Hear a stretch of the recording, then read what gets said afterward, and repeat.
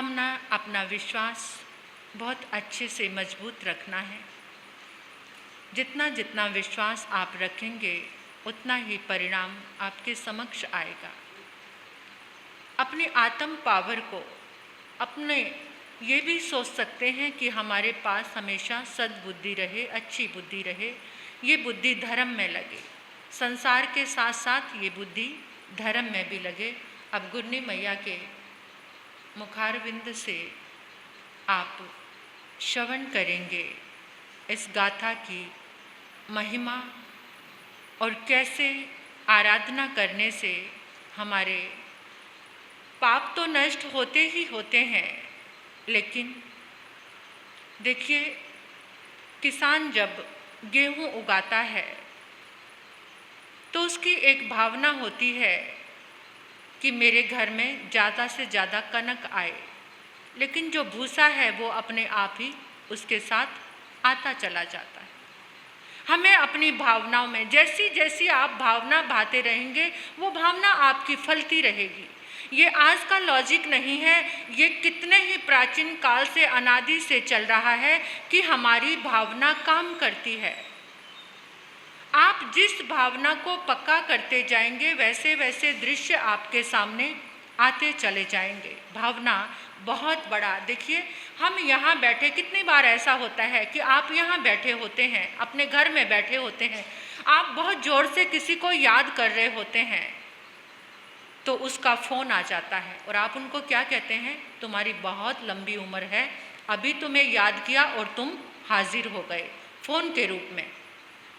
और कभी कभार ऐसा होता है आप किसी का नाम लेते हैं तो वो भी हाजिर हो जाता है, तो उस समय भी हम यही कहते हैं तुम्हारी बड़ी लंबी उम्र है। जब एक इंसान को याद करते हैं वो हाजिर हो जाता है।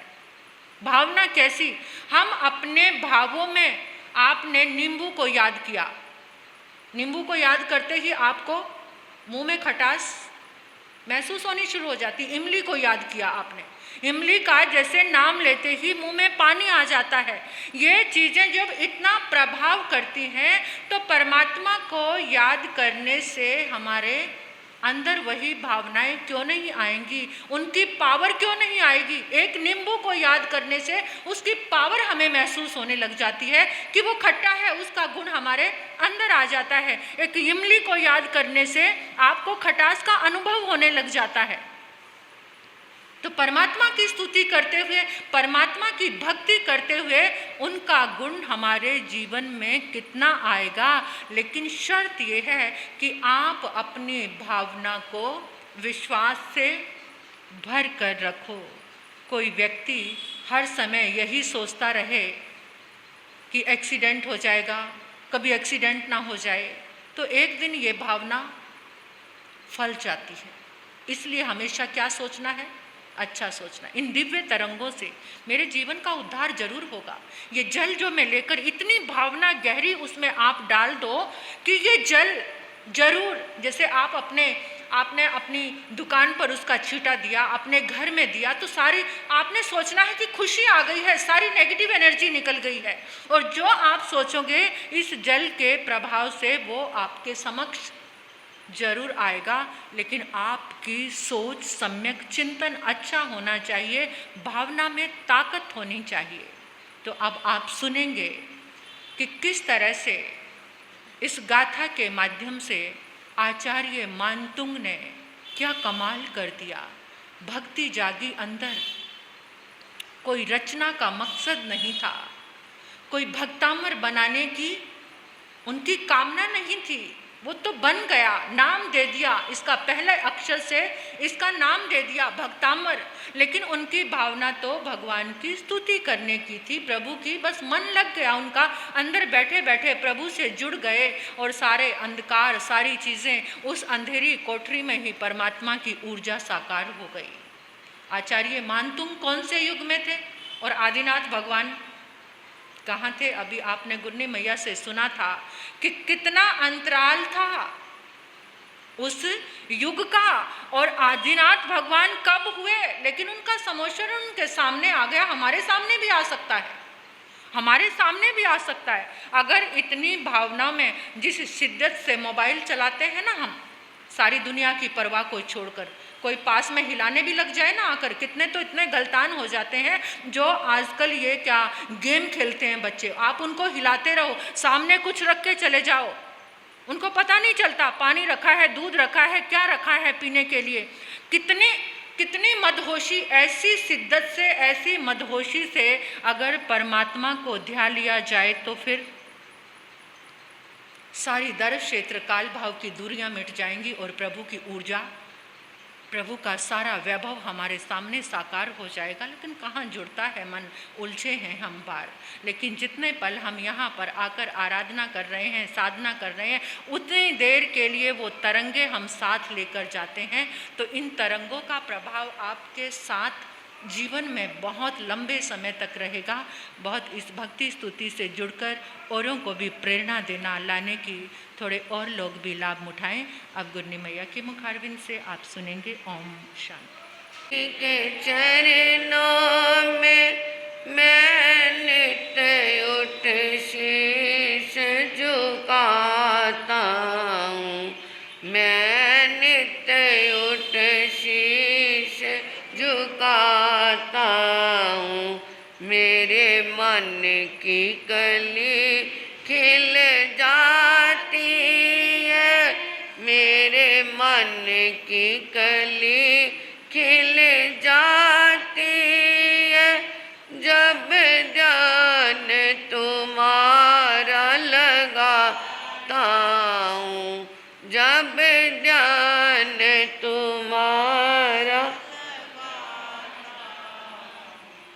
तू देव जी देव कहता है, तू देव जी भक्तों के लिए सुखदाता है, भक्तों के लिए दुनिया के सहारे झूठे हैं, दुनिया के सहारे अब तेरा सहारा चाहता हूँ, अब तेरा सहारा चाहता हूँ। श्री ऋषभदेव जी के चरणों में मैं नित्य उठ शीश झुकाता हूँ।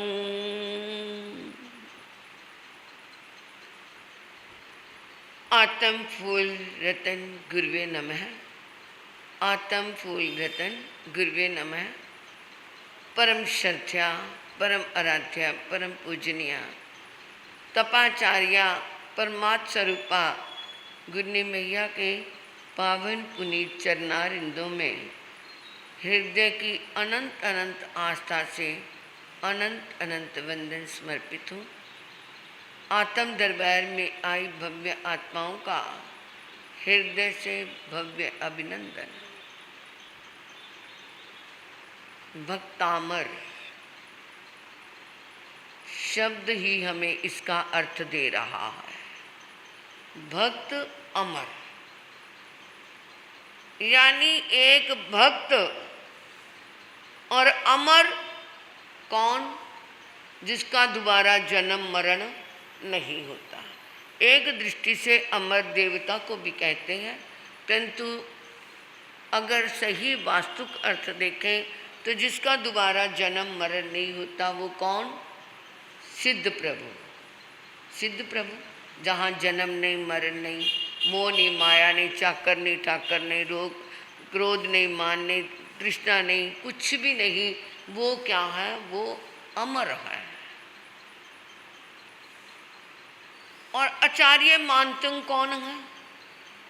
वो भक्त है, वो भक्ति कर रही हैं। उनके हृदय का एक दिव्य नज़ारा जो है वो भक्ति का स्वरूप है। और सिद्ध परमात्मा तो क्या है?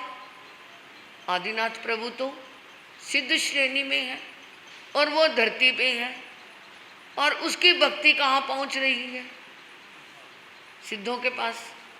क्योंकि वहाँ सिद्ध तो क्या है, कितने अनंत सिद्ध हो गए। सिद्ध श्रेणी होती क्या है? सिद्ध में होता क्या है?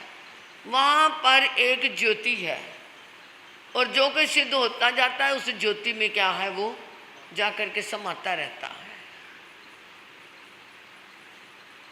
जगह नहीं घेरती वो जगह ज्योति, क्योंकि वो ज्ञान दर्शन चरित्र ये अमूर्त भावों की क्या होती है, वो ज्योति होती है। नहीं तो कहते हैं 45 लाख योजन की वो सिद्ध शिला है, इतने सिद्ध हो गए हैं तो वो जगह छोटी नहीं पड़ेगी, वो सिद्ध शिला छोटी नहीं पड़ेगी, नहीं पड़ेगी। जैसे अब ये यहाँ पे लाइटें जल रही हैं, है ना, उनकी रोशनी है, उस रोशनी में आप टॉर्च की रोशनी भी मार दो, लालटेन की भी रोशनी जला दो, या किसी और की भी रोशनी मिला दो, तो रोशनी में रोशनी क्या होती जाएगी, समाती जाएगी, जगह अलग से नहीं लेनी पड़ेगी। इसी तरह ही सिद्ध शिला में जो सिद्ध प्रभु हैं उनकी जो ज्ञान दर्शन चरित्र की एक रोशनी जलती है, उस रोशनी में जाकर के भक्ति की रोशनी मिल जाती है। तो आचार्य मानतुंग इस धरती पे है और वो है सिद्ध लोक में, परंतु उनकी भक्ति उनको जोड़े हुए है, उनकी भक्ति ही उनको जोड़े हुए हैं। शुरू में तो वो क्या थे कि मैं करूँगा, बाद में वो उनसे क्या है परिचय में आ गए कि आप कैसे हो, और अब क्या हो गया है, वो एक अभेद संबंध जुड़ गया है। अब उस संबंध के अंदर वो क्या हो गए हैं, उनके साथ ऐसे जुड़ गए कि वो कहते हैं अब मुझे मेरे प्रभु से मुझे कोई अलग नहीं कर सकता। अब वो इतना संबंध उनका पक्का हो गया है। उनके साथ परिचय उन्होंने अपने भगवान के रूप में, अपने आराध्य के रूप में, अपने प्रेमी के रूप में उनके साथ अपना परिचय इतना बढ़ा लिया है। और कैसा आज का वर्णन, दृष्टवा भवंत मनिमेश विलोकनीय। दृष्टवा आपको देखकर, दृष्टवा देख, दृष्टि से दृष्टा बना, दृष्टा से दृष्टवा बना। दृष्टवा का मतलब देख चुकने के बाद, आपको देख करके, यानी देख लिया मैंने अच्छी तरह, भवंत आपको। और जब वो क्या है, वो अपने अंदर के भावों से प्रभु को क्या कर रही हैं, देख रही हैं।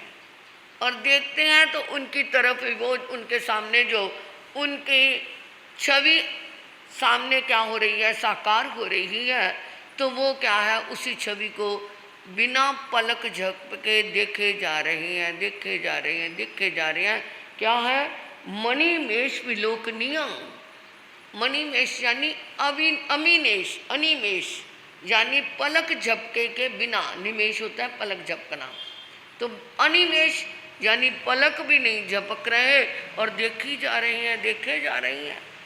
कई बार आपको भी किसी से क्या हो गया, परिचय हो गया, प्रेम हो गया, तो वो जब मिलता है तो पहले आते ही उसका क्या है, चेहरा देखते रहते हैं, देखते रहते हैं, अंदर से क्या होते रहते हैं, खुश होते रहते हैं। किसी से प्रेम करके देखना कि आपको कैसी स्थिति होती है, आप उससे क्या है खुशी से देखते ही रहते हैं।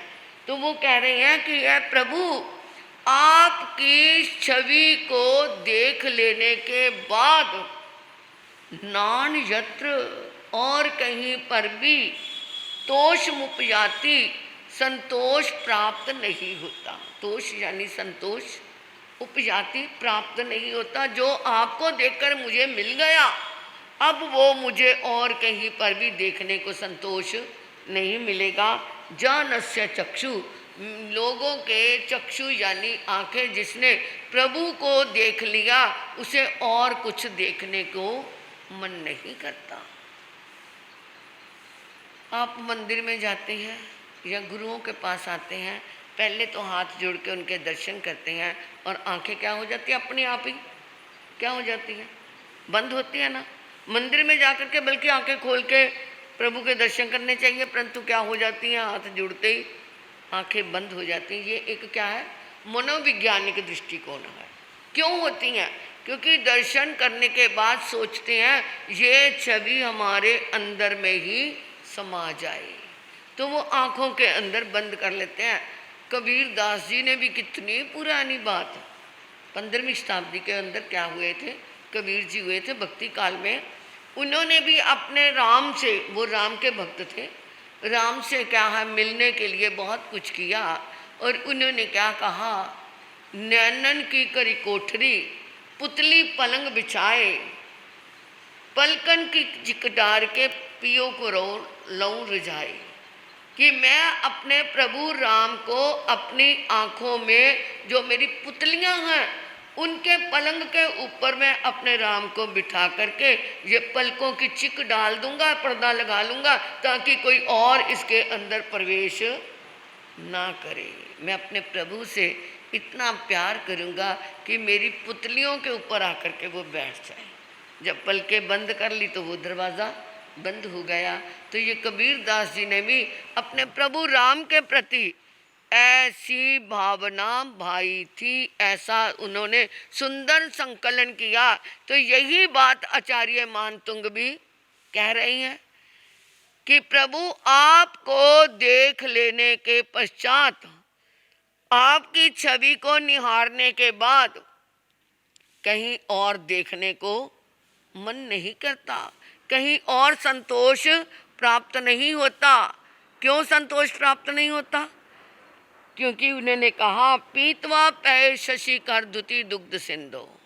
पीतवा जो पी चुका है, जिसने पी लिया है, पै यानी दूध, पीतवा पै पीने लिया है दूध जिसने, शशि कर धुति दुग्ध सिंधु, शशि कर जिसने चंद्रमा की किरणों के समान सफेद दूध, दुति दुग्ध सिंधु, वैसे क्षीर समुंदर जिसे कहते हैं, यानी दूध के समुंदर में से जिसने चंद्रमा की किरणों के समान उज्जवल मीठा मीठा दूध जिसने पी लिया, जिसने क्या है क्षीर समुंदर का पान कर लिया।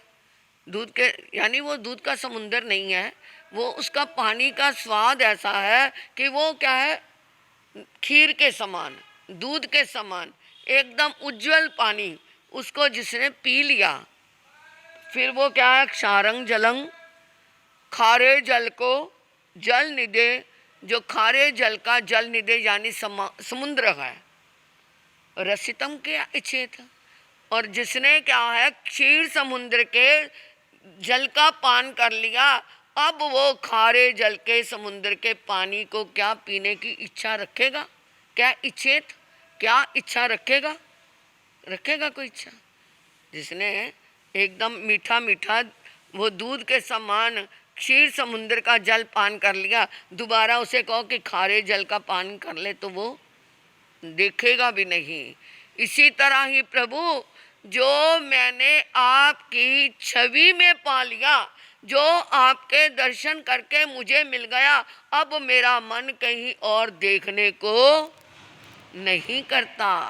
अब मैंने क्या है आपके नेत्रों में से, आपकी छवि में से मैंने क्षीर समुद्र जैसी उपलब्धि प्राप्त कर ली है। अब बाहर की दुनिया के खारे समुद्र की ओर देखने को मन नहीं करता। कहाँ पहुँच गए, कहाँ तक उनकी क्या है प्रभु के प्रति इतनी क्या है अगाध श्रद्धा, कितना वो अंदर तक चले गए। ये भक्त के हृदय का क्या है एक नज़ारा है।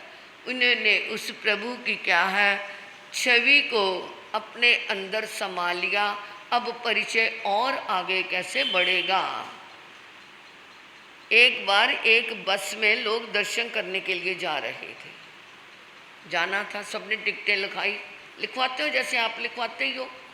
एक बेचारा सूरदास व्यक्ति था, यानी उसे दिखता नहीं था, वो कहता मेरी भी टिकट लिख लो। वो लिखने वाला व्यक्ति मुस्कुराने लगा, हंसने लगा, अरे तुझे तो दिखता नहीं, तू दर्शन करने कहाँ क्या करेगा, तुझे दिखता तो है नहीं, वहाँ किसके दर्शन करेगा। उस व्यक्ति ने क्या जवाब दिया कि मैं तो नहीं देखूंगा, परंतु मेरे गुरु मेरे प्रभु तो मुझे देख लेंगे ना। उनकी दृष्टि तो मेरे पे पड़ जाएगी ना, उनकी शुभ पुद्गल तो मेरे को मिल जाएंगे ना, उनकी आवाज़ तो मैं सुन लूँगा ना, इसलिए क्या है मैं वहाँ जाना चाहता हूँ। तो ऐसे ही क्या है आचार्य मान तुम क्या है उनकी छवि को निहार कर रहे हैं अब कल्पना से। वो कहते चाहे प्रभु सिद्ध लोक में है, किंतु मैं तो उनको यहाँ क्या कर रहा हूँ, उनसे परिचय बढ़ा रहा हूँ, उनको देख रहा हूँ, मुझे क्या मिल रही है, शांति मिल रही है। कितने सुंदर क्या दिया है उपमान, कभी सोच भी नहीं सकते। तो ये इंसान की अपनी एक फितरत होती है कि वो जहाँ डूब गया, दुनियावी प्रेम में डूब गए तो वही चीज़ें अच्छी लगती हैं। जिसको धन में डूब गया उसे धन अच्छा लगता है, जिसको खाने में क्या है रस आ गया वो खाने को ही अच्छा समझता है, जिसको कपड़े पहनने में शौक़ है उसको कपड़ों के अच्छा लगता है, परंतु वो सभी चीज़ें नाशवान है। धन भी लेकर के साथ नहीं आए थे, वो भी छोड़ के जाना है। कपड़े भी जाते समय वो क्या है, बूढ़े बापा का क्या है, कपड़े भी क्या है बदलाते हैं ना, जब उसको छोड़ के आते हैं शमशान में पहले कपड़े बदलाते हैं। क्यों, क्या बदलाने का तुक है, क्या है? वो कहते सीधा बाबा की जेब में हम ढूंढेंगे, कुछ कानों में से निकाल लेंगे, हाथों में अंगूठियाँ निकाल लेंगे तो लोगों में अच्छा नहीं लगेगा। वो बहाने से क्या है जी नए कपड़े पहना के बाबा को भेजना ताकि जेबे जुबे टटोल लें, कहीं कोई चीज़ तो नहीं पड़ी हुई। ये इसलिए ये परिपाटी बनाई हुई है, ये परंपरा इसलिए बन गई क्योंकि जेबें ढूंढते हैं लोग बुरा मानेंगे, इसलिए कपड़े ही बदला के रख लो, कोई उनके बिस्तरा ही उठा के रख दो। कि तकिए के अंदर भी पहले बूढ़े लोग क्या करते थे, तकियों के अंदर रजाइयों के अंदर भी क्या है थोड़ा बहुत सोना सोना दबा करके रखते थे, सोचते थे मैं किसी को नहीं दूंगा, परंतु यहीं पर रह जाएगा। तो जाएगी तो प्रभु की भक्ति साथ जाएगी। करो संसारिक कार्य भी करो, परंतु इतने गलतान मत हो जाओ, इतने तल्लीन मत हो जाओ कि तुम्हारी अंतिम बुद्धि उसी में लगे और फिर जाकर के गति बिगड़ जाए। गति नहीं बिगाड़नी। बोलिए भगवान महावीर स्वामी की, शर्मन श्री फूलचंद जी महाराज की, आचार्य भगवान श्री आत्माराम जी महाराज की, आचार्य भगवान श्री आनंद ऋषि जी महाराज साहब की, आचार्य भगवान श्री देवेंद्र मुनि जी महाराज साहब की, आचार्य भगवान वर्तमान श्री शिव मुनि जी महाराज साहब की, भोले बाबा श्री रतन मुनि जी महाराज की, पंजाब परिवर्तनी माँ सती श्री पार्वती जी महाराज साहब की, परम विदुषी माँ सती श्री प्रवेश कुमारी जी महाराज साहब की, तपाचार्य तप चक्रेश्वरी उपरवर्तनी गुरनी मैया श्री मोहन माला जी महाराज की। नमो अरियंतानंग, नमो सिद्धानंग, नमो ऐरियानंग, नमो विजयनंग, नमो लोय संसावनंग, चैता बारंबार संचकवटी भेडियो संति संति करे लोय पत्तों गई मनुत्रंग, श्री चतारी मंगलम अरिहंता मंगलम सिद्धा मंगलम, साहू मंगलम केवली नत्तो दम्मो मंगलम, चेतारी लुगुत्मा अरिहंता लुगुत्मा सिद्धा लुगुत्मा साहू लुगुत्मा केवली नत्तो दम्मो लुगुत्मा, चेतारी शरणम पगजामे रिहंती शरणम पगजामे, सिद्धे शरणम पगजामी, साहू शरणम पगजामी, केवली नत्तो दम्मो शरणम पगजामी, अरिहंता जी का शरणा, सिद्धा जी का शरणा, साधु जी का शरणा, केवली रुपयादि धर्म का शरणा। ये चार शरण दुख और न शरणा कोई होगा, जो भव्य प्राणी करे आराधन उसका अजर अमर पद होगा, उसका सदा ही मंगल